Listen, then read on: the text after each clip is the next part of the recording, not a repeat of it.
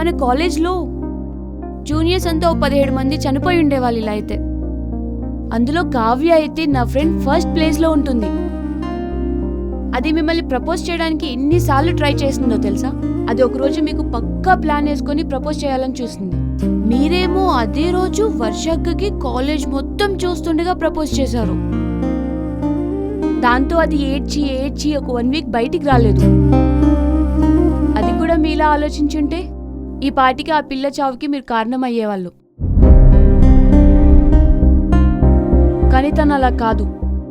లైఫ్లో గోల్ అంటే ఏంటో తెలుసుకుంది. తన గోల్ రీచ్ అయింది.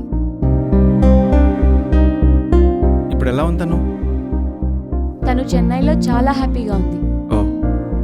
1 ఇయర్ బాబు కూడా ఉన్నాడు.